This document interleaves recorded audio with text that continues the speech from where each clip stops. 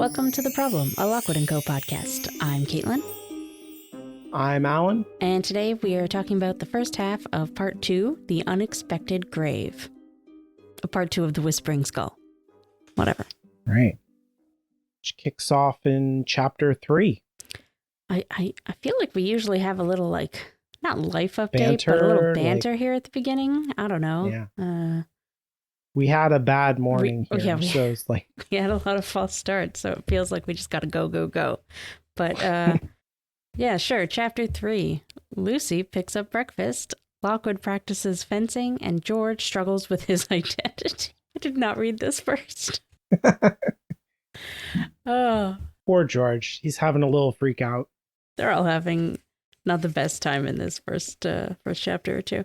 And the chapter art here on Chapter 3 are 2 rapiers, presumably Lockwood and Lucy's. Yeah, because we got brand new rapiers that Lockwood's breaking in. And it starts off with a trip to Arif's for Lucy.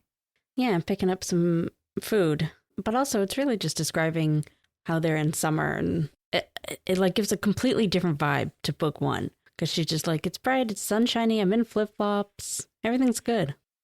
Right. Yeah, I guess that's true. I hadn't thought about it. Is very important that we're kind of in the beginning of summer here, and it is like a totally different vibe. You're right. I love the casual way that her clothing is and stuff, and how that's like, she's not self-conscious about it at all. She's just like, it's summertime. I'm comfortable. Like, I'm going out. Yeah. I'm grabbing some breakfast. It's nice, especially after this feels like the real beginning of the book to me, honestly. That other stuff was really important for like setting kind of the conflict and stuff, and we talked about all that. But like, to me, this feels like the real beginning of like where Lucy is starting off as a character and her arc and the whole thing. Yeah, absolutely. This, like, Stroud loves to just throw us right into an action piece in all 5 of these books, and then directly after that kind of pull back a bit and give more of an introduction. Yeah. And that's what's happening here. We're getting the introduction. Yeah, and it kind of picks up, I guess what I'm saying is it picks up where the first book left off. Yes. And yeah, and it's like, oh, I was comfortable and happy and like, going up there to celebrate with everyone, and that's where I'm still at. Yeah, we're almost kind of doing the exact same thing with her getting food and tea. And when we left her at the end of the last book, like, sure, she just had a conversation with a dead ghost skull, but also she was getting food to bring up to the boys. Yeah, exactly. I'm actually going to send you a picture of my next note because I think you'll like it. Oh, okay. I just texted it to you. That's good. As for like what we here at Lockwood & Co. Jesus, what we here at the Problem Podcast are known for. When Lucy walks into the basement where Lockwood is practicing with his rapier, she takes like 2 paragraphs to describe what he looks like. And one of the things that she mentions is that he'd removed his jacket and rolled up his shirt sleeves a little way, which I underlined and just wrote slut. I didn't notice this at all. It's terrible that I didn't notice it. I can't believe it. I expected you to be like, yep, I wrote the exact same thing. No, I've lost the identity of the show. Like, I'm going to get kicked out. Yeah, I didn't notice. I'm not attracted to Lockwood, apparently. I don't know. Lucy certainly is here. Yeah. Oh, yeah, she's all over. She's got lots of descriptions happening. She does mention that he's probably taking out his anger from the job before by pounding on the dummies, which, I don't know, that seems pretty healthy. Yeah. Yeah, now that you say that, Lucy does that in the show. And like, they don't have dummies in the show. Right. They have like the whatever steampunk thing that's in the basement. But she does like go down there at one point and there's like some kind of thrashing rock music. Yes. And she's just like, wow, wow, wow, wow, wow. Just like very pissed off. That is during the plot of book 1 in the first 3 episodes. That's true. That's right. But yeah, so I guess it's always there for when somebody's angry. Yeah. But after a couple minutes of Lucy just holding the food and tea and staring at Lockwood, George is like, yes, I'll have a slice, thanks.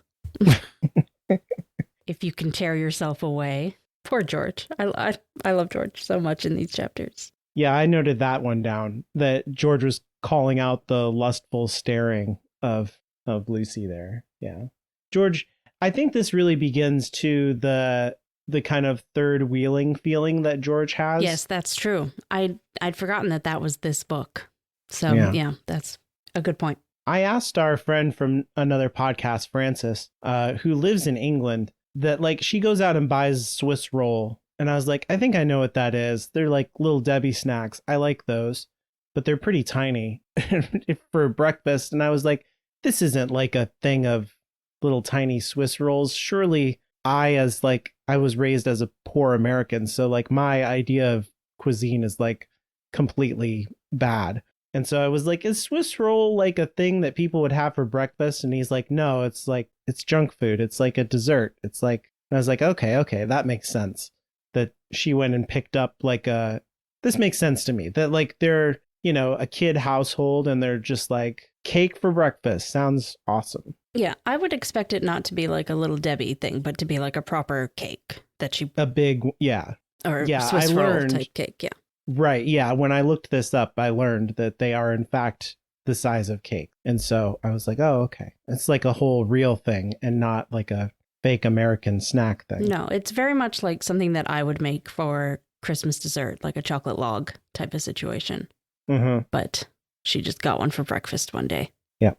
George is interested in that. Like, that makes sense to me that he's like, hey, what are we doing? We got a Swiss roll here. I love this. Let's eat it. I love this image in my head that Lucy was staring lustfully at Lockwood and George was staring lustfully at the cake. That's right. And honestly, I understand them both. Mm-hmm. Yeah, I get it. But yeah, Lockwood talks about some new Italian rapiers that he got, and Lucy immediately says the meanest thing that she could. She's like, that seems a bit fancy, something that Kipps would use. Yeah. Yeah, and he's like, oh, don't say that. Yeah. Love it. It's good. And I think it brings back the thing to it's a good all around, but like it also there's a little bit of craft there, I think, because it's bringing back this thing of like Kipps v Lockwood. Yes. In the way that they're like, not rivals, but like foils and stuff like that in this book. And then almost immediately we get the background of where that started, which is ridiculous. Yeah, it's really silly. It's very petty. And this, I don't know though, because this is like Lockwood's version of it. And so I wonder if there's more to it than we know. Yeah, especially since we also get a lot of Lockwood not wanting to talk about his past. Yeah, exactly. So if anybody hasn't read this in a minute, just the very deep backstory on the rivalry between Kipps and Lockwood is that they were in a fencing tournament against each other. Lockwood outmaneuvered him and then poked him in the butt. And so this is unforgivable. And a reminder vendetta. that Kipps is at least 5 years older than Lockwood. Yeah. So he's if that is all that happened, he's just angry at a literal child. Yeah, I think it would have been worse back then too, because I feel like when this was happening, Kipps was an active agent and Lockwood was a brand new. Yeah, 12 or something. Yeah, he was just getting to the point where he would have been allowed to go on a mission or something. And so it's really ridiculous. Yeah. But also Lockwood kind of brings Lucy into a bit of a rapier training incident here. You know what I'm talking about. Yeah, I mean, this feels like a 1980s movie where the boy stands behind the girl and is like, no, yeah, exactly. Grip like this. Yeah. It's described that way, but Stroud doesn't bring attention to it at all. Mm-hmm. You know, he's not we're not in Lucy's head thinking about how she feels or anything. It's just happening. And then afterwards, George is like, tea is getting cold and I'm on the penultimate slice. And he's lying about that. He's really feeling left out here. Yeah. He's like, why doesn't Lockwood ever cup my wrists and move my shoulder just so?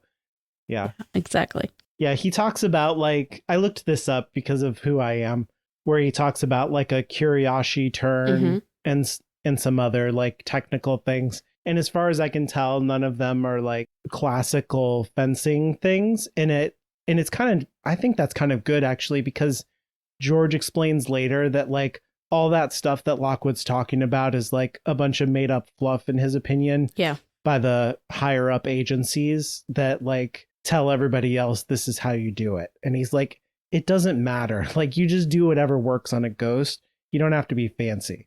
Exactly. Yes. I like that too. And just after he's talking like that, though, Lucy says, "You're still sore about last night." And then she kind of says, "Well, I am too." And I like that she wasn't, in this one instance, she's kind of agreeing with George and not putting him down, Mm-hmm. which is nice because she's about to put him down kind of a lot.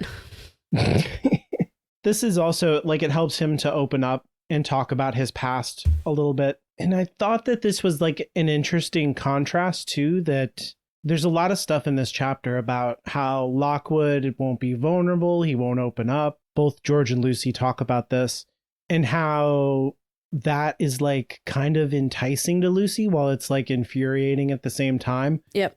And I think part of like her dismissal of George is wrapped up in his vulnerability. Like, we've kind of talked before about how George is a little bit affected in his behavior, but it's an affectation that is wrapped up in honesty and being real. Mm-hmm. And I think that like that's part of why Lucy writes him off in one sense, because like she understands him, and so there's just nothing to like puzzle out.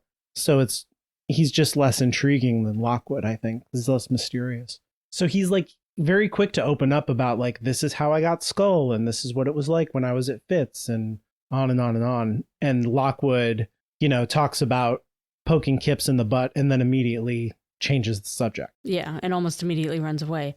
I don't know if I don't know if this is like a criticism on Stroud's writing or a criticism on what you just said, because I don't disagree with you in what, or I do maybe, I don't know. I don't like the idea that somebody is attracted to somebody just because they're a mystery. Like I think there is some real things about Lockwood that Lucy is attracted to, and it's not just that she needs to figure him out. Mm-hmm. And vice versa, I don't like the idea that she's not attracted to George just because he isn't a mystery. I think they had immediate sort of sibling energy, so there was just never a chance of that happening, in my mind. Oh, yeah. Yeah, I don't mean to say that she's like, these are the two boys that I have a choice between. I'm not saying that. Yeah, no, I don't think you were, or even that it was that conscious of a thing. I don't know how to say what I'm thinking, but you're not wrong. Also, I guess I am kind of setting up something else that was like on my mind about like Lucy's psychology that I see here, that is wrapped up in attraction and a lack of vulnerability. And like, so I don't know, like I do genuinely think that it's a part of it. I don't think that that's something that's like all women are drawn to men who are emotionally standoffish. Like, I don't think that's a thing. I don't think it's a thing in real life. I think it's very common in media, though. Yeah. Well, I don't know. I think it is for some people. Oh, well, yes, obviously. For me. So yeah, so I think that because, I mean, there's all kinds of stuff that you could read here that I read, I guess, is what I'm really trying to say, is that, like Lucy's father died when she was young, and he was pretty standoffish anyway. And she, like, the way that she describes her feelings around that is like, I never missed him. I don't really care. And then she went to Jacobs, who was like her next male mentor, who was like also a nightmare in his own way. And so there's like, she's able to approach Lockwood. Lockwood's very approving of her in a lot of ways, but is still standoffish. And I feel like psychologically it makes sense to me for her she's starting to repair some trauma in her past through those relationships. And that's like a very real thing that we do as people. Not that we like necessarily use each other, but that we're unconsciously drawn to people that can help us to find closure in all kinds of traumatic areas of our psychology. And so it just feels like an authentically drawn character to me, that she has one boy who's like very intellectual, which is a part of her personality that she's not very sure of. She doesn't feel like she's smart, even though she is. And he's like an open book. And then there's this other boy who's very approving of her and is a mentor and is the boss, but is like mysterious and far away. And I think that feels more comfortable to her because that's how men have been to her in the past. And so I don't know, like all of that just feels like good character work from Stroud. And it not, I maybe it does play into tropes like you're saying of like mysterious men are more attractive in media, you know. Yeah. I guess I would be upset with it if if I hadn't read the whole books and know that like a lot of things, like there's a lot more going on between the two of them. Yeah, yeah. Yeah, because he's also has his own issues. I don't mean to downplay that. I'm just like thinking of it from her perspective. You're not wrong. It's just a trope I don't like. I guess that's Yeah. what I was really saying. And Yeah. I'm glad that I think Lockwood, well, we can't really talk about this yet because you haven't read it yet. But after the end of book 3, I do think Lockwood realizes, wait, this is not a good way to go about my life. And he does sort of change everything after that. So I'm fine with it. Mm-hmm. Anyways, they kind of shit on Fitz for a while to get back to what's happening in the book. But I do like that Lockwood is like, the agents are fine. They're just kids like us risking their lives. It's a stupid supervisors. We got to get rid of them. Yeah. And then that brings us into the backstory we were talking about with the rapier fight. Oh, I did also make note of, what does Lockwood say here? Also just talking about Kipps, he's like, maybe it's my natural style he envies, or my boyish charm, or perhaps my setup here, having my own agency, no one to answer to, with fine companions at my side. And then says he caught my eye and smiled, from Lucy, obviously. And I'm just like, oh, and then George just sort of looks up from his comic and interrupts their flirting there and is like, or it could be the fact that Right. you once stabbed him in the bottom with a sword. And I just love their whole dynamic. It's good stuff. Yep. I love it too. And it's the classic Stroud joke of being like flirty romance, and it's like, or bottom stuff. You know? Yeah. And then, like you said, on the next page, Lucy's just sort of thinking about Lockwood and how he's all buttoned up, as it were. She says, shut tight like a clam. And then she immediately thinks it was infuriating, but intriguing, which I underlined and just wrote, Yeah.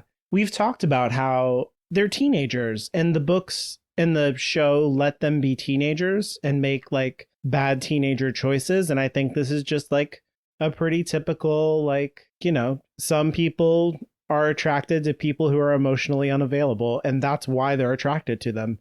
And then, hopefully somewhere down the line, you realize like, oh, bad strategy on my part. Yeah. Or best case scenario, you work it out together and you realize, oh, we don't have to be this way. Which is kind of what happens eventually. Yeah. Yeah. So then we get this whole thing about a description of Steve, is it? Yeah, Steve Rotwell's house. And I just wrote, good Lord, because it's this really kind of jokey way of describing the discrepancy between the rich agency runners and everybody else. Mm-hmm. Because Lucy's, talking about how Lock & Co.'s been doing pretty well, but she says we weren't building swanky mansions with ghost lamps in the grounds and like electrical streams of running water down the driveway, as Steve Rotwell was rumored to have done. Mm-hmm. Yeah, and we get a picture of like the enormous facility that is the Fitz compound. Yeah, exactly. With George. And it's just like mind blowing how much money is wrapped up in this whole thing. Yeah. And like Stroud doesn't call attention to it or anything. Like I said, the Rotwell stuff is almost kind of a joke. Yeah. But it's still just like, wow. Yeah, it's really good. It's subtle enough that you can like imagine it and you don't even notice. Like, it's good in a lot of ways because it makes us feel for Lockwood & Co. like they're the underdogs. Yeah. They're really like just trying to survive, and that helps you root for them. But at the same time, like it really just underlines how much of the economy is devoted to this craziness. Yeah. And how much those agency heads have invested in keeping the problem going. Mm-hmm. Yep. On the next page, we get how long it's been between book 1 and book 2, and that is 7 months. And we get so little timeline stuff that I just wanted to note that down. Yeah. And I was trying to think in the dagger in the desk if they had said a year, or if I was putting that on there and I was like, did this happen? Does the dagger in the desk happen in the middle of this? But I don't think so. I think it does. I think does Stroud said it was just like a little one-off job between books 1 and 2. Oh, okay. Well, they're saying it has 7 to, in months. fact, because at the end of this, Yeah. Like just where they are personally in the dagger in the desk and where they would be after the end of book 2 when Lockwood decides to let them in, right? Right. Oh, yeah, definitely that. But I guess what I'm saying is this says it's 7 months right now. And I thought Dagger in the Desk said 1 year. And so I was like, did Dagger in the Desk happen during this book? Like after I see. this thing, but before the end? But I think I'm just not remembering correctly. I do think what this book is saying is that the first book was about 2 to 3 months, like over that time period from when Lucy was hired at Lockwood and Co. to the end of the book. Mm-hmm. And then all in total, she's been at Lockwood and Co. a year. Oh, okay. But, That makes right, sense. but from that the end of Screaming Staircase to now, it's been 7 months. I get it. Yeah. Yeah, that makes a lot of sense. This is a good update too, though, that like time has passed. Yeah. And like everybody's a little bit different. Yeah, and she sort of describes where their relationships are, and we get kind of a refresher for those who, waited a year for book 2 to be published about who everyone is. Or picked this up. Yeah. Without reading the other one too. Yes, exactly. Yeah, she gives a rundown of George too. I love the little thing about him taking off his glasses. That is, George retained his habit of taking off his glasses and polishing them on his sweater whenever, or jumper. It depends on your version. Polishing them on his sweater whenever he was A, utterly sure of himself, B, irritated, or C, bored rigid by my company, which, one way or another, seemed pretty much all the time. So he is cleaning those things a lot. And then she goes on to say, we'd been getting along better. In fact, we'd only had one full-on foot-stamping, saucepan-hurling row that month, which was itself kind of a record. Which is the most highlighted passage in this section. Nice. Yeah. I love, according to Kindle. Like, she goes on to describe some Lockwood stuff in a minute, and which opens up with him just like lying in bed on their days off. And I love this idea that he's like lying in bed in a depression funk while they're throwing dishes at each other in the kitchen. At each other. Yeah. And he's just like, oh God, my life. I didn't think of it that way. I didn't until just now, but it's great. Yeah, that seems to be like a really it's not stated, but it feels to me like he's just emotionally closed off. Yeah, no, I don't actually think Stroud was trying to describe him lying in bed in like a depressed funk, but that's just what I picture in my head. It's pretty good though. You could easily imagine him staring at the ceiling and hearing them scream at each other. Either like having a long suffering sigh. That's pretty good. Lucy does also mention that sometimes that she'd been startled by a severed limb while rummaging in the deep freeze. And just like I would also have a dishes throwing fight with George after that. That seems dangerous from like securing the source kind of thing too. It seems dangerous on a lot of levels. Yeah, like it's just not good. It's just not good. Have a different freezer for your severed limbs. One that has silver on it, I guess. Yeah. But yeah, I forget exactly where it is here when we get into the Lockwood descriptions, but Stroud or Lucy or whatever describes him as always kind of being ever onward, which I like as a descriptor of him because it's like he's running, but without actually running. You know what I mean? Yeah. Yeah, it says he didn't even discuss the old cases. Yes. He was just always going. It just very much reminds me of the kind of thing of, like this is escapist psychology where you're like, you throw yourself into your work, whatever it takes to not be in your own head. He reads books that he's reread over and over and over again. He'll read the newspaper, just anything to not be with himself. Yeah. It seems like healthy choices, no therapy. It's just good. Oh, so, and then she goes on to describe how the house is still like covered in all these relics and stuff left over from his parents. And I just noted down that it's almost like he wants people to ask because he doesn't hide away all of his parents' stuff, but also he doesn't want to answer. Mm-hmm. And I just thought that was interesting. Yeah, I mean, he's a mystery.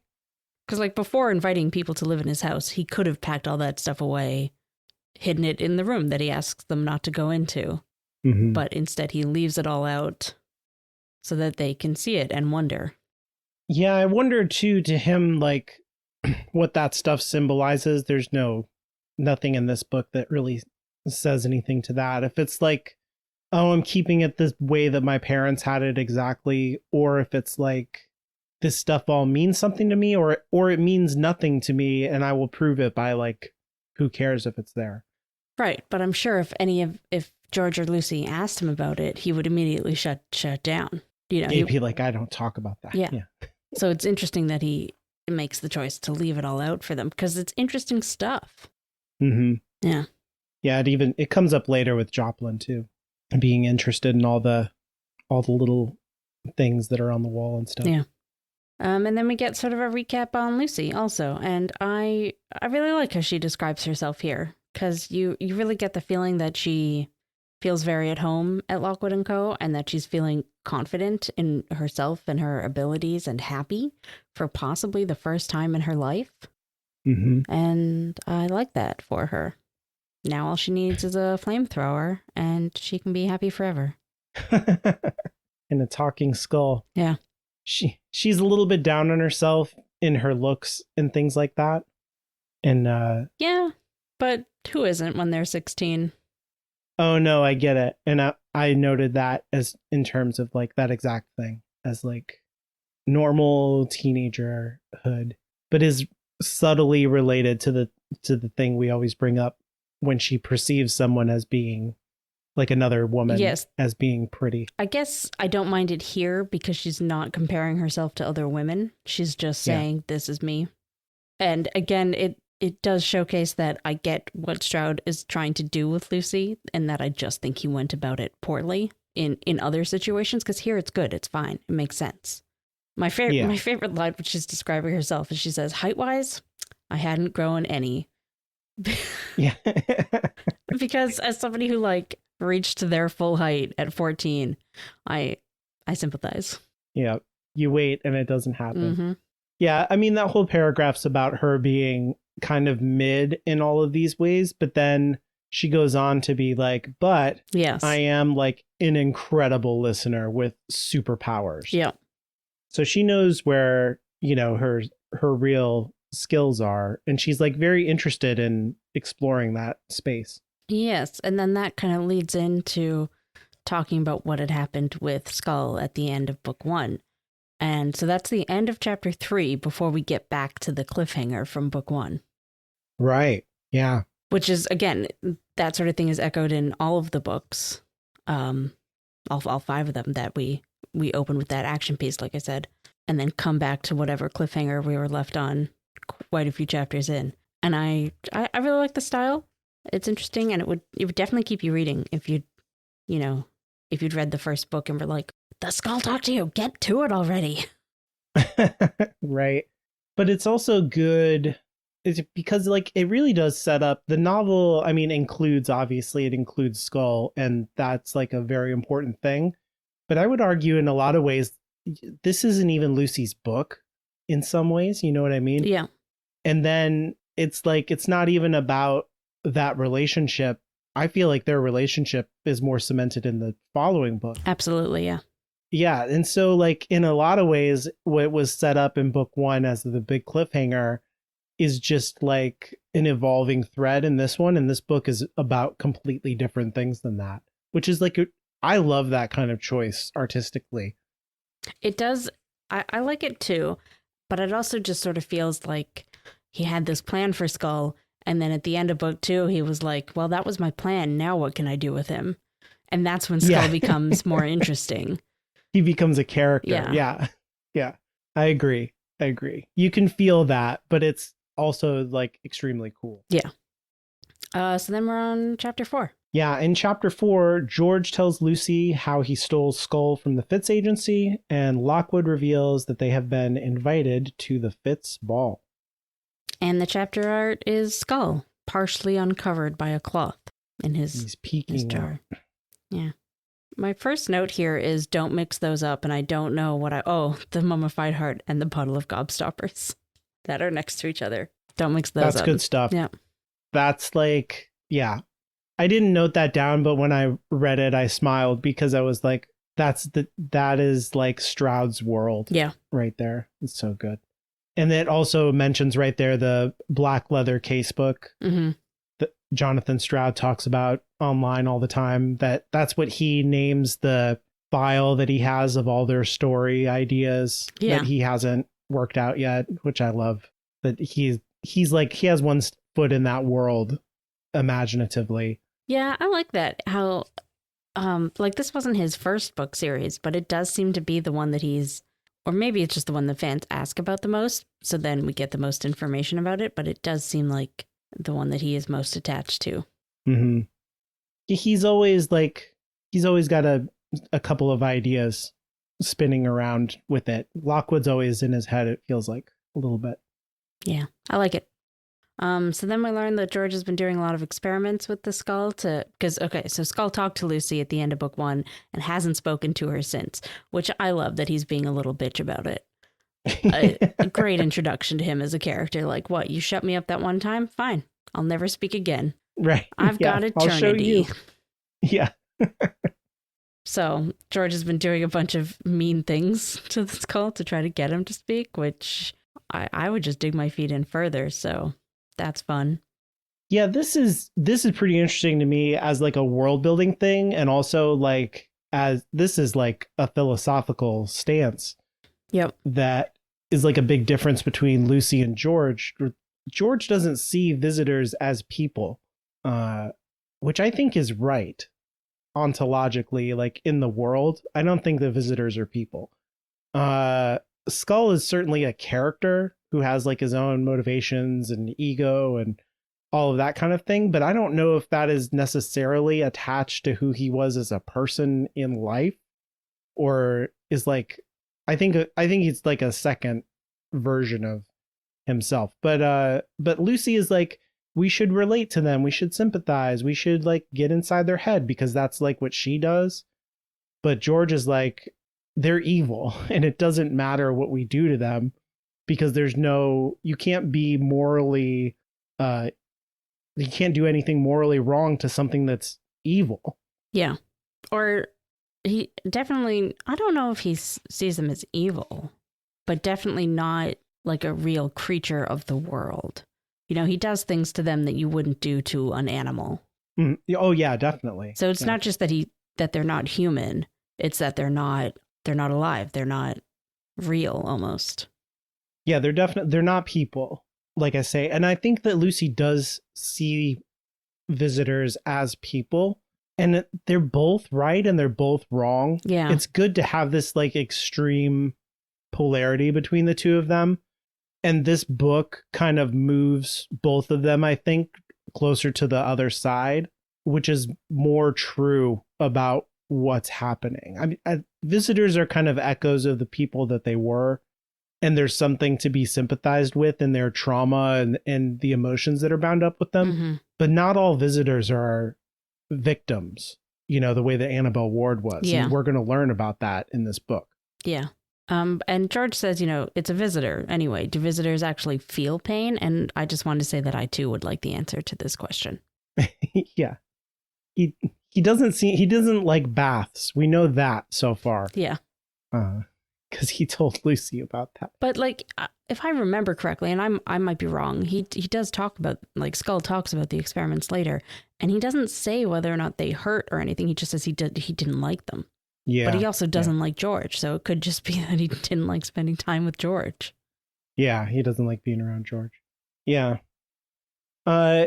George does say here when they're talking about it, like they're asking him questions, but it's daytime, and Lucy's like, well, it's not going to answer if it's daytime. And he says it's not answering out of spite. Yeah. It's got a wicked nature. You said so yourself after it spoke to you. So like, I guess that's where I'm getting the whole idea that George sees them as evil, is him saying it has a wicked nature. Right. And I think this also comes from the Marissa Fitz stuff, where, you know, like nobody's been able to verify this after the fact, but she's like, hey, type 3s, they're tricky, they're like evil, they'll try to get in your head and mess with you. Mm-hmm. And so that's like how George understands them, is through the Fitz manual stuff. Right. Do we think George believes Lucy? Yeah, for sure. I think so. Yeah. Okay. I wrote that question down because he never really says here in this conversation. He talks about all the experiments and blah, blah, blah. And Lucy talks about what it said, but it's been so long. And here he has that line where he says, where like George gave a non-committal grunt. Yes, your mysterious connection. Yeah. I read that as more of George feeling on the outs. Yeah, that's fair. Lockwood and Co. Yeah. This is another, like, Skull was his thing, and now it's not his thing anymore. It's Lucy's thing. Yeah. Back to what you were saying about Marissa Fitz. So we get that bit where it's like, you know, it describes Marissa Fitz as one of the first 2 psychic investigators in Britain. It does specifically say in Britain, which makes me wonder about who were the investigators in other places. Did that even happen? Or is it? Anyways. And she claimed to have encountered spirits with which she held full conversations. And she mentioned this in several books, blah, blah, blah, blah, blah. After her own demise, others had tried to achieve similar results. A few even claimed to have done so, but their accounts were never verified. So I guess what I'm wondering is, when did she have these conversations? Like, obviously, I want to go deeper into this, but Alan, I can't, because Alan hasn't read the last 2 books. Right. Was it because Marissa and the original Rotwell guy, whose name escapes? Steve? No, Steve is the current Rotwell guy. Oh, okay. Okay. No, it's not going to happen. The original dude. They were the investigators that came up with the rules and blah, blah, blah, blah, blah. And I think previously I brought this up in another vague manner, and I just really want to know, was she having these conversations with them before some things that we learn about later? And if so, where did that come from and why? Like, she must have, like, how? I want to know the timeline. That's what I want from Stroud. I want a novel about Marissa Fitz. Yeah. Yeah, that stuff would be super interesting. I've always read it as these things, once a procedure for dealing with sources had been, like, widely accepted and tested by others, that at that point, that's when she's having these more exploratory conversations with type 3s. Right. I don't know that where I get that from, but that's the sense that I've always had. I get that. I think that is the sense that Lucy and the in-book characters have also. Yeah. Absolutely. But I try not to explicitly say things here, but I just want to know how things went with Marissa and what happened first. I would read it. I don't know. Me too. It obviously couldn't be told from her perspective, because she would be like the Lockwood character, but in a not good way. And I want it so bad. Moving on. I can't talk about this more. I'm just going to like explain to you the ending. Yeah. Oh yeah. My next note is just how much I love Skull for being silent for months because he's butthurt, which I already said. Yeah, it's good. It's very in character. Yeah. It works in multiple ways. Like, it's good for the story too, for this mystery to keep happening. And then when he does finally talk, it's like a big deal. Yeah. And is directly related to the story. I do think there's also something going on here. This is kind of like how I interpret Skull symbolically. And I think this is kind of a bad interpretation on my part. So I'm a little bit what about it. But I think it's influenced by book 3 more than this book. But I kind of read Skull as like symbolically. Like, I understand that he's his own character and stuff, but I kind of read him as Lucy's like inner dark side voice in a lot of ways. He says all kinds of things that she's not willing to say to herself. And like, you know, Lockwood's not trustworthy. And, you know, George is this and that. Well, maybe she is willing to say things about George, but in a lot of ways, like, Skull is her dark side. I think you could absolutely symbolically read him that way. Absolutely agree with that, especially in books 3 and 4. Yeah, 100%. 100%.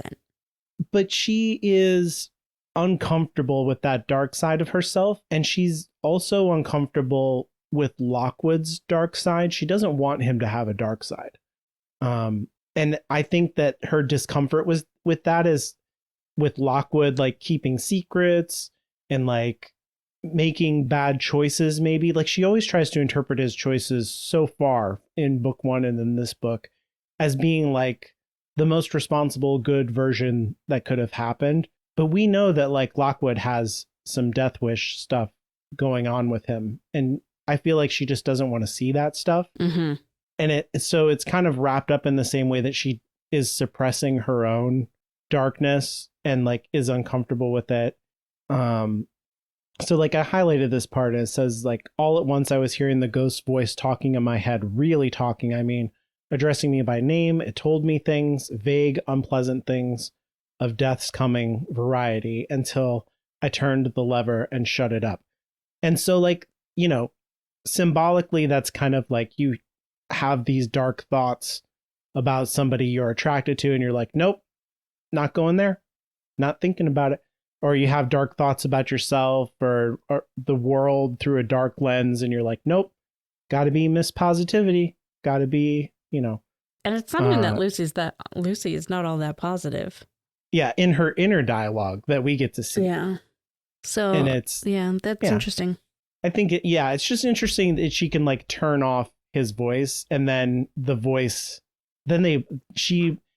I think part of growing up is like she's more interested in this darker part of herself. She wants it to talk back to her, but now it's like, I'm not going to talk to you. Like, that's part of growing up. I don't know. Like, sometimes you're like, okay, I'm ready to do the hard psychological work of wrestling with my dark side. And your dark side's like, yeah, or fuck off. I don't know.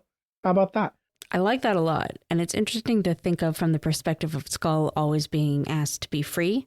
And because like, aside from obviously setting a visitor ghost free would be bad for ghost touch and reasons, blah, blah, blah, blah. But that would mean that she would not be able to shut him up. Yeah. That's like the real scary thing about it. Yeah. Is what would he do? If you really let all your darkness out, what would happen? Yeah. And, Oh, man, I hope we remember to come back to that for the ending of like book 5. Oh. Interesting. So, I'm sure. These are things I'm obsessed with, so I'm sure I'll think of it again. But I'll think it's an original thought then. So, I mean, I'll probably believe you all. I too will forget that this happened. So then on like the next page for me, I don't know where you are in your Kindle or whatever. We have Lucy thinking about, you know, her being this powerful listener and how if they can prove it, she would become the most celebrated operative in London and it would do a lot for the agency and all that. And I think that this is an interesting thought that they put here because she never does tell anyone outside the agency. Oh. Right. And even when they hire somebody new to the agency in book 3, they keep it from her for a while. Oh, true. Yeah. So it's interesting that she has these thoughts here and then they go nowhere. Yeah. I mean, Lockwood has said things like this, that it could be like the key to their fortunes and things like that. But I like also that he is not trying to exploit her. He just appreciates her abilities is how I see it. And she's not all up for exploiting herself either. She's exploring these abilities, but like, yeah, that's true. Yeah, no, I feel like, don't you feel like it would get them in trouble somehow? I can't answer that without. Yeah. So that's the sense I get is like, if you came out and you were like, guess what, guys, I feel like someone would show up on your doorstep and be like, guess what? Yeah. Fitz would definitely take you away to those secret rooms in the basement. Yeah, exactly. What was I also just like this because it feels very teenager to me to dream about being top of your game, the best ever, blah, blah, blah. But then when you actually are, you're like, actually, I don't want to tell anybody. Maybe Oh, yeah. That's a good point. Or maybe it's not even a teenage thing. I can see doing that as an adult too, to like have these dreams of being famous and appreciated, but then you have the actual opportunity and be like, actually, just you two knowing is fine. Yeah. Yeah. Success is scary. Yep. But having the dreams makes total sense to me, even if you wouldn't actually want it. She does that in the show too, where before anything even happens, when she's with Nori, they're like, we'll be like Marissa Fitz. Yeah. And then she gets to London and she's like, I just settle for a bed. Yeah. Oh, so then we get like the description of the like secret rooms, like I was just saying, at Fitz, and and the Black Library, and just a lot of setup for the break-in that they do later. Mm-hmm. And I just wrote down, this all just seems very shifty about the basements and how they have furnaces in Fitz, but also they're public furnaces that everybody can use. And yeah, it seems like what George is talking about is a secret. Yeah. Like people don't know about that. Yeah. It just seems very much like the EPA guy from Ghostbusters needs to crack down on the Fitz agency, you know? Yeah. It doesn't seem like they're following all the rules there. Yeah. And then, at one point, George says, it used to annoy me that I got no answers. And I was just like, yep, that would annoy the shit out of me too. Well, it seems like he gets fired for asking so many questions as well. And also, so they're not interested in that. Yeah. And this just really juxtaposes I think we've kind of talked about this already, but my note on it is here. So apparently I'm going to revisit it. The difference between Lucy and George and the mysteries that plague them, because George is very much like, I need the answers to this Fitz / the problem in general mystery. And Lucy's like, yeah, whatever. I need the answers to Lockwood.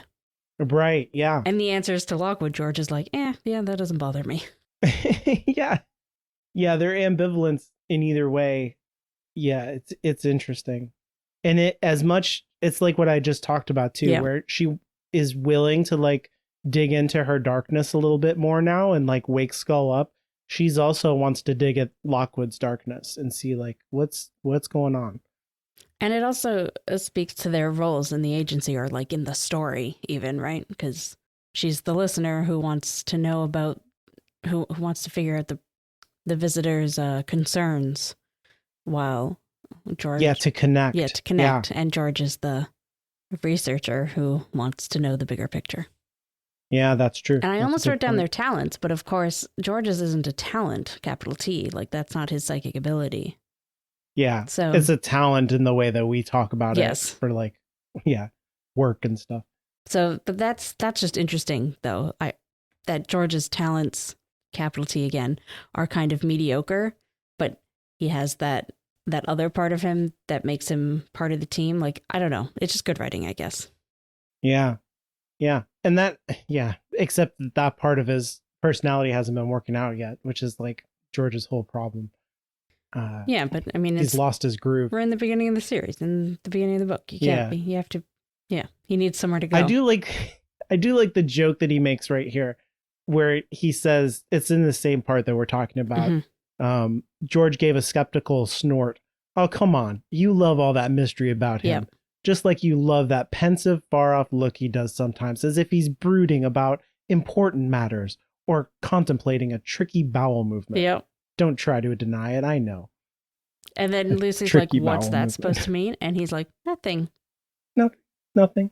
My note here was just, I love George. And yes, I love George, and his long suffering as having to watch these two stare at each other is great. And both of them be like, what are you talking about? Yeah. A tricky bowel movement. It's good. I just want, like, I don't know. Lucy has like quite the inner dialogue, and I wonder what's George's inner dialogue sometimes. I do wonder what a book from George's point of view would be like, but I do think it would not be cohesive. No, it would be like far off places, and then somebody asks him something, and he's like, oh, right. Yeah. I'm here. Yeah. And then, of course, as Lucy is contemplating all these secretive things about Lockwood shows up right behind her. Right. Classic. Yeah. But he is behind her to deliver the mail. Yes. The Fitz agency ball is happening, and they have a personal invitation from Penelope Fitz for this Saturday. And of course they have a personal invitation because everybody who's anybody is going to be there. And they're somebody now. Although George does immediately say, so why have we been asked? Yeah, I love that. Yeah. But I think George sees the problem not the problem, but like he sees the problem in this invitation that Lockwood just wants to, like, we've arrived, guys. Like, we did it. And George is like, I don't know, man. Seems weird. I know those people. They don't accept people like us. What's going on? Right. And then Lucy has that whole paragraph about how secretive Penelope Fitz is and how she basically just locks herself in her apartment in the Fitz building. Yeah. So it's weird that she's taken an interest in them, even if they did, find the body of her childhood friend. She runs things with an iron fist, it says. And I was like, huh, doesn't seem nice. It's good. There's like a lot of like language around all of this that you can just take it on face value, I think. And I certainly did when I read this. I was like, oh, they're invited to the ball. They're moving up in the world. Makes sense. They're in the papers. Yeah. They're taking an interest. But there's also like a lot of language here that's like foreboding and menacing, and it's good stuff. I do also like that they got the invitation earlier in the story than, the day they needed it, like they did in the show. Oh, yeah, that's wild. That doesn't make any sense. Which was hilarious. I mean, whatever. Weird writing choice, but I guess there wasn't really anywhere else to put it in the show. This is still pretty, I mean, it's like less than a week out. So this is, for formal wear and stuff, it's like, hope you got stuff. Yeah, this does. Yeah. Agreed. But it's a book, so whatever. Mm-hmm. And then there's some new customers at the door, which are clients is the word that they use that I was trying to desperately scramble for there. And then Lockwood is like, what are we waiting for? Let's go and see. And I just wrote down, good thing one of them showered, because they're all in their like ratty clothes except for Lockwood, who just disappeared for a bit. And like, I'm sure George's face is covered in cream or jelly from the Swiss roll, and Lucy's in her t-shirt and shorts that she was just doing rapier stuff with. Oh, yeah. She's probably all sweaty and dirty. Yeah. Yeah. So that's funny. Covered in straw from the inside of the dummies and stuff. Yeah. And then we're on chapter 5, which is Mr. Saunders and Mr. Joplin of Sweet Dreams Excavations and Clearance hire Lockwood & Co. to investigate a troublesome gravesite. And in the first line here, it does mention Mr. Albert Joplin, and I had completely forgotten that he was a dude in the book. Yeah, for some reason, Stroud changes this in the book from what he did in the show. Right, yeah.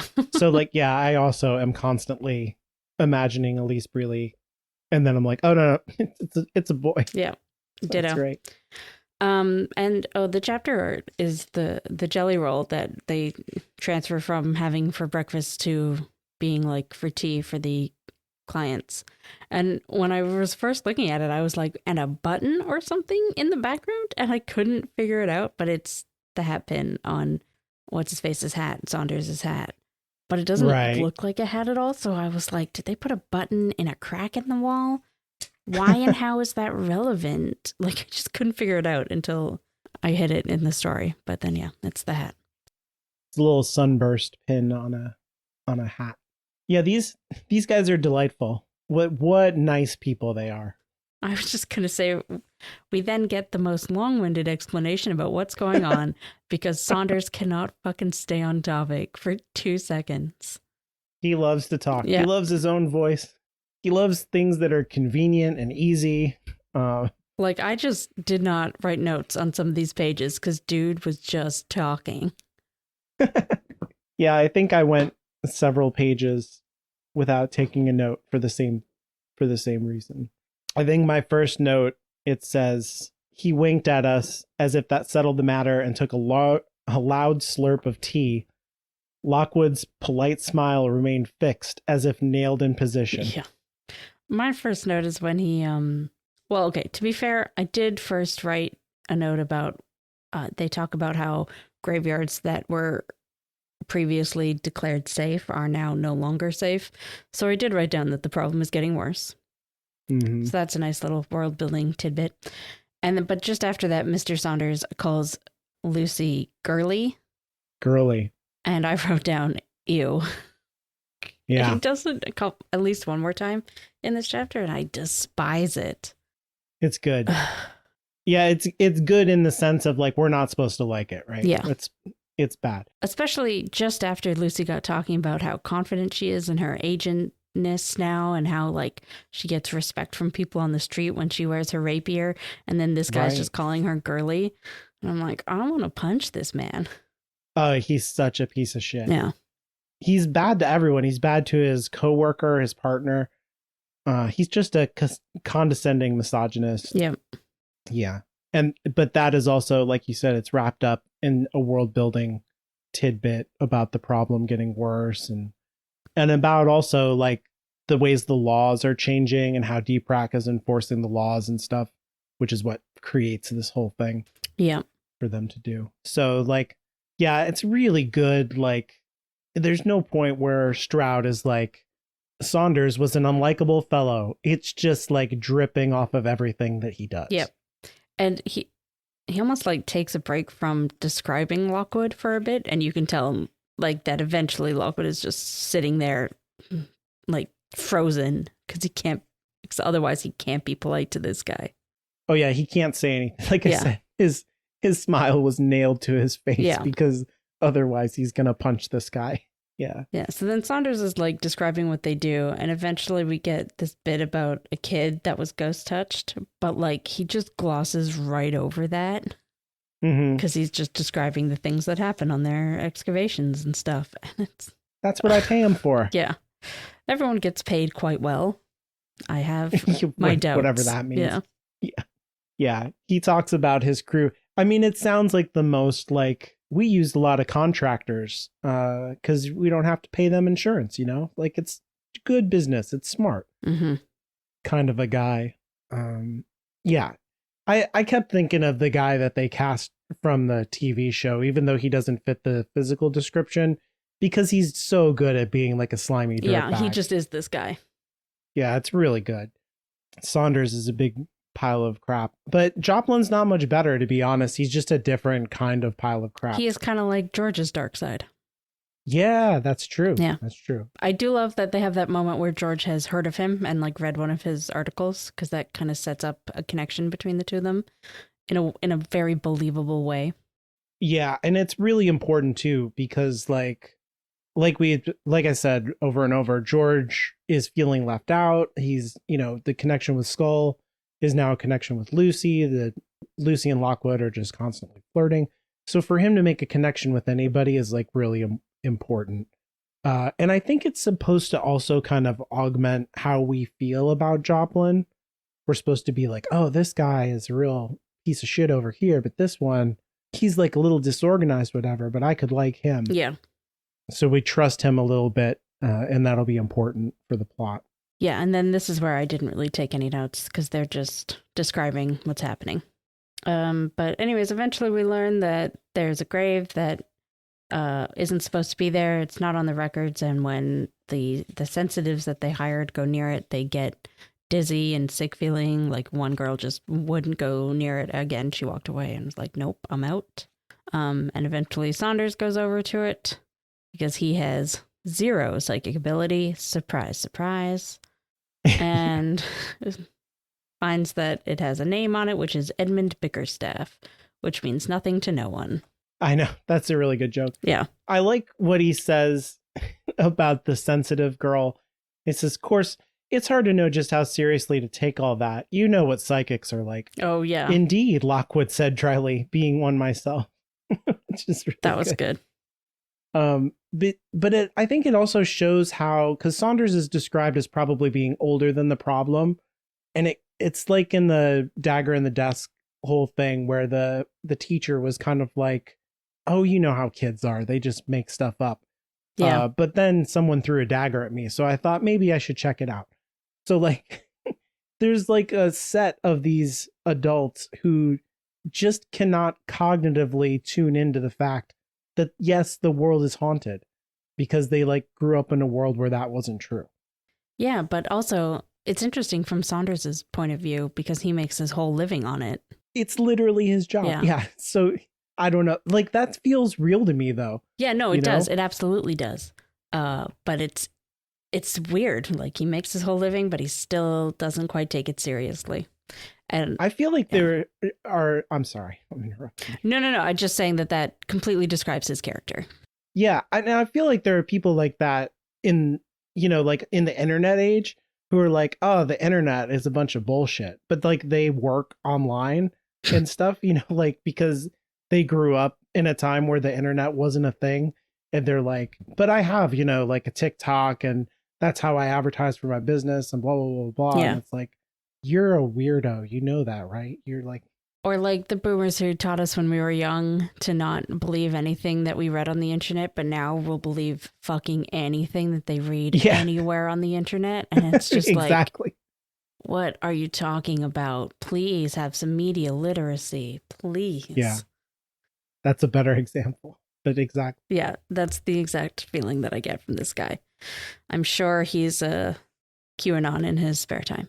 Yeah, exactly. The point that you made is a really good one, that he brings up, like, he drops this thing and it's the grave of Edward Bickerstaff. Edmund. And they're like, who's that? Oh, sorry, Edmund. Yep.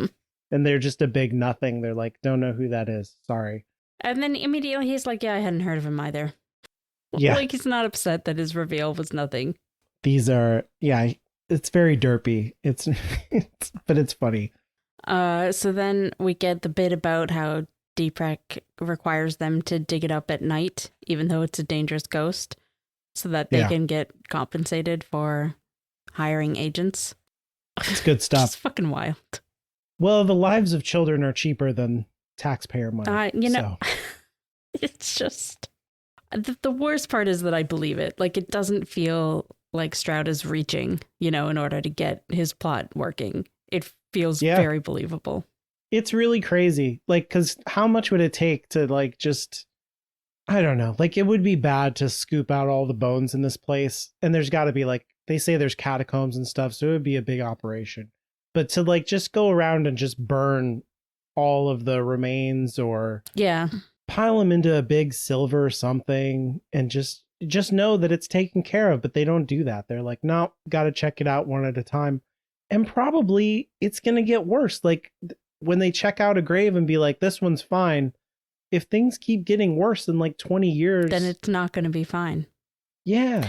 I'm really so weird. Curious about if there are any laws about how to deal with current human remains. Like, when a family member or whatever loved one dies, do they have to be cremated? Because some cultures and religions don't do that. But there's real safety concerns for that. So, like, obviously that has nothing to do with the plot. So why would Stroud waste time addressing it? But I want to know. Yeah.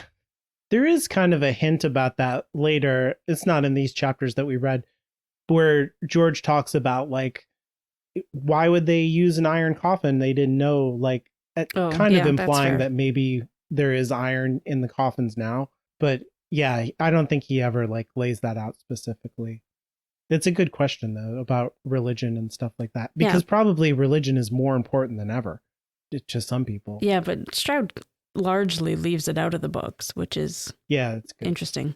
Yeah, it's the best. It was the good choice to make for children's books, obviously, but this just is my thing, where almost every, like, a good middle grade book that I read, I desperately want an adult book set in the same world, just so that we can really dive into this shit. Yeah. Oh well. I feel like he would have answers too. He would know the answers to those things. It does feel like that sort of thing, but also it's something I would never really ask, because that's not canon. If you just ask an author something and they come up with something on the spot, or at least it isn't to me. No, I agree. Yeah, if it's not in the text, you can't use it to interpret the text. So I don't know. Anyways, at one point, is it Lockwood? Yeah, Lockwood offers Saunders some of the Swiss roll and says Lucy baked them. It's so crazy. I was like, what are you doing? Why do you say that? And we do not get a reaction from Lucy, which to me says this is the type of shit Lockwood does all the time. Yes, we have homemade baked goods for you. It's really wild. Yeah. Yeah.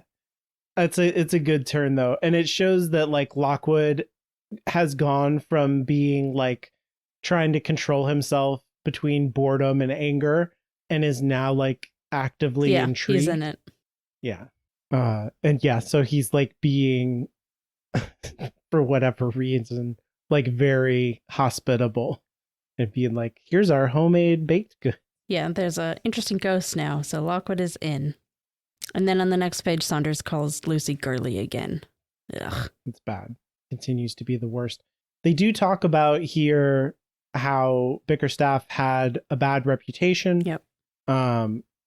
For unwholesome activities. There were whispers of witchcraft, dabbling with forbidden arts. grave robbing. When I first read the unwholesome activities, I thought maybe there was going to be like a really subtle nod to perhaps some necrophilia, and that's where the TV show got that from. But no, they immediately go into witchcraft and stuff. And I'm like, I just need to know why they changed that in the show to necrophilia. Like, I thought the same thing. Who came up with that and why? Yeah. Not that I dislike it in the show. It just seems such a choice. It's really weird. But it's also like it has shades of Dr. Frankenstein here for me too.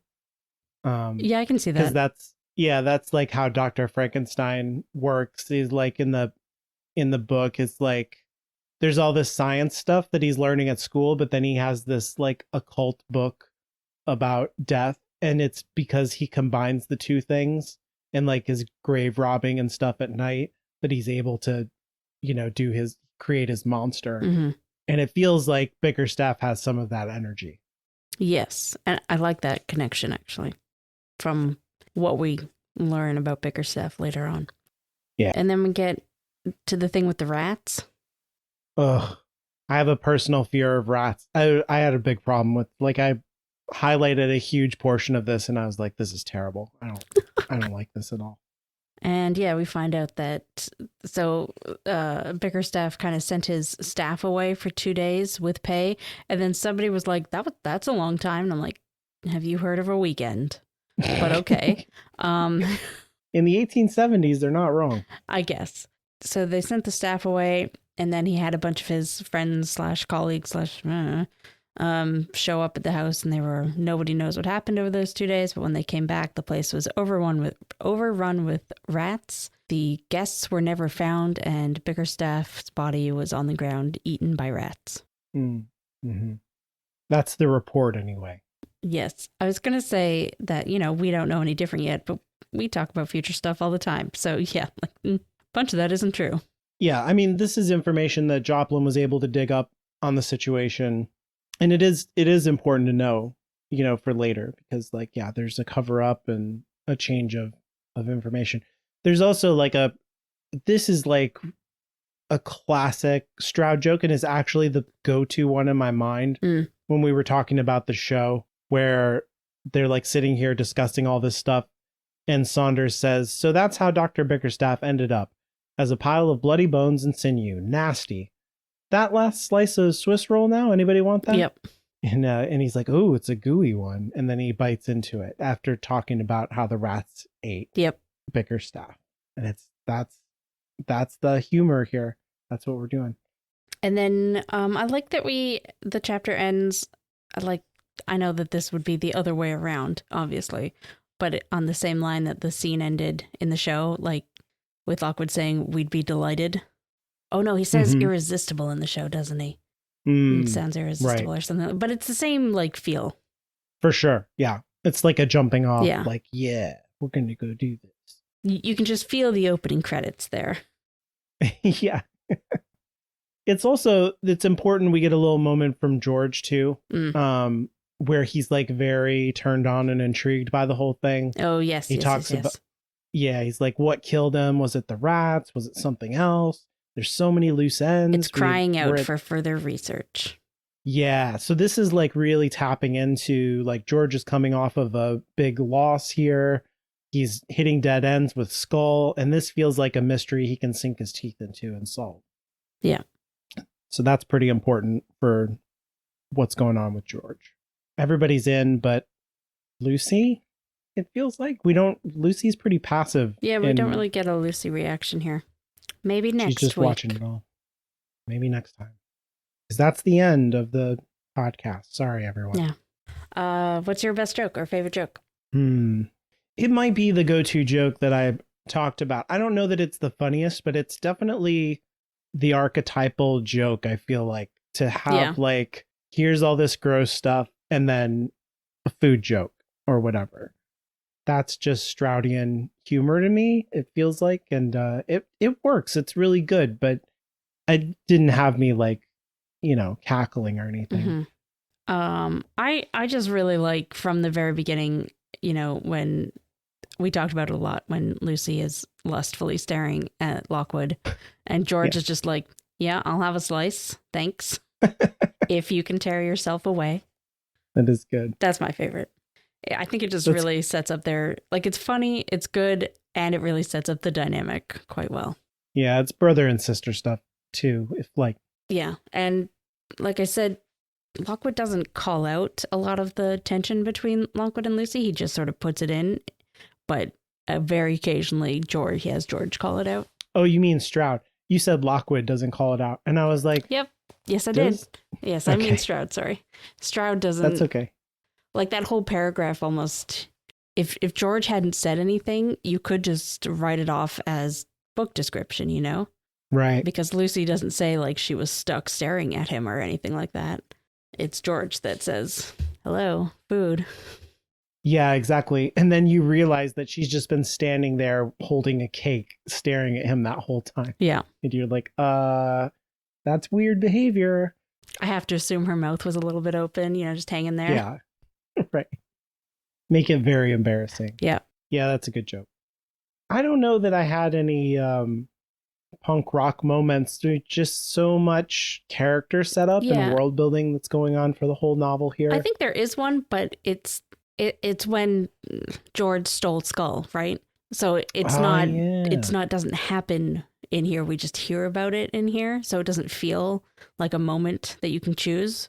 But I absolutely think, you know, like the top agency fired him and he was like, well, I'm taking something. Yeah. It's backstory punk rock. I think you're totally right about that. Yeah. We did kind of skip over it, but he like has a whole thing where they're like cleaning out his desk and they have a little cart for him. And he just like does a little spontaneous, like just grab Skull out of a bin that's going down into the secret basements. Yep. He doesn't even really know what it is, but he's like, you're not firing me without me getting a bonus or something. Yeah, that's true. It's a good call. But I can see where it wouldn't feel like one. No, I couldn't think of one. That's right, though. So next week, we'll be talking about the second half of part 2. I think it's 3 more chapters. That's right. Yep. 6, 7, and 8. 6, 7, 8, yeah. So if you have anything to say about what we've talked about here, you can reach out to us on Twitter at Lockwood Podcast, or you can find myself on Twitter at Inferior Caitlin. You could send us an email if you don't want to do that. If you don't want to go on Elon Musk's platform. Totally get it. Contact at hollowgroundmedia.com would be the place to send emails. Or you can go to our homepage, hollowgroundmedia.com, and scroll down to the contact page. And remember to always lie to people about your baked goods.